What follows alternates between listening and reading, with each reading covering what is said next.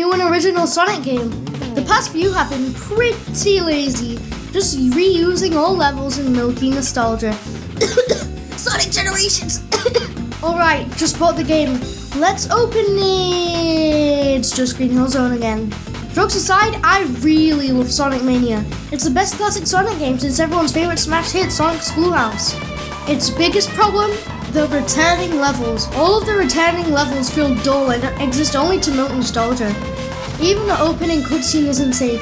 It's basically, hey, thing from Sonic 3. Because, hey, guys, I don't know if you know this, but that's the thing. Like, with Sonic 3. They distract from the real fun of the game. And honestly, they're so forgettable and downright unbearable on replay. I'm just so sick of seeing Green Hill Zone!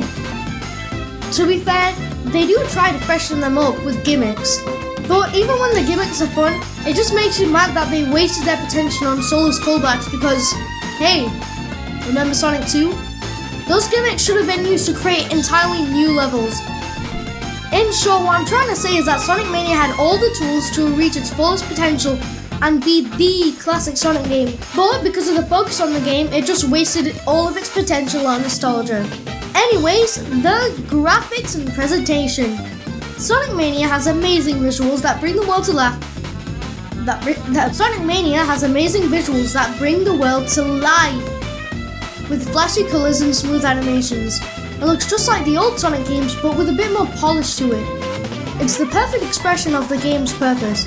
Each level has its own style, telling a story through background, action, and transitions between zones. Without using the words, the game shows what's happening, making exploration fun and intuitive. It's a perfect example of how art and animation can tell a story on its own. Sonic Mania's story ties directly to Forces. Eggman gains access to the Phantom Ruby, a mystical gem that reshapes reality to the user's image. Alongside him is his new army, the Hard-Boiled Heavies. They terrorize Sonic and friends throughout the games in ways that feel fresh while honoring Sonic Chaos! Gameplay and mechanics. The gameplay in Sonic Mania is very polished. In it, Sonic gets a new move, the Dropdash. It's a simple addition, an instant spin dash when falling, but it makes a huge difference. Platforming and speed constantly compete in Sonic games. And then here we have the drop dash to balance the two. Instead of levels being just obstacles to slow you down, the drop dash turns levels into tools to move faster and creates a cohesive experience. In open-ended levels, it flips the formula, using speed to help explore rather than just get to the end. We'll cover the level design philosophies of the game in detail shortly. Now, Sonic Mania shines in its fights against the hard-boiled heavies when it comes to boss fights. A creative and thrilling turn from the recycled Death Egg robot fights. Each heavy has a unique personality and inventive mechanics, feeling fresh but still classic.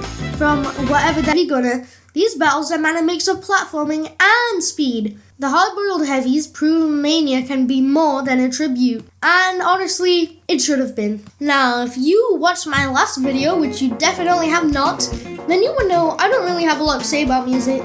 I never do, so just listen to the music. It's great, it really makes you want to wait.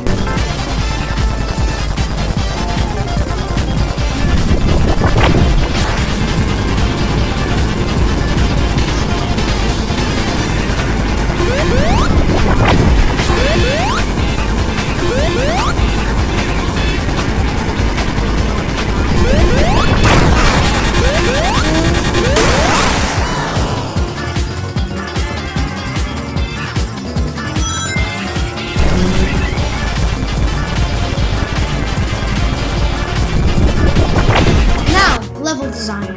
Sonic Mania's level design is split into two key philosophies, open-ended and closed-ended levels. Closed-ended levels are the classic left-to-right speedruns, using the drop dash to turn ordinary levels into tools for maximum speed. Open-ended levels, on the other hand, are inspired by Sonic CD and flip the formula, using speed as a tool to explore, not as a way to zip to the end. These open-ended levels often hide secrets and Easter eggs, from special stage rings to special stage rings.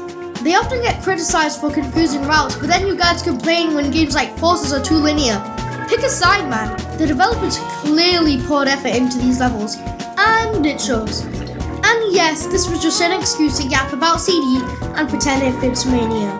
The final zone, Titanic Monarch, is an open-ended labyrinth. It can overstay its welcome though, trapping players in tight spaces with gimmicks that are cool at first, but can get very annoying. The final boss?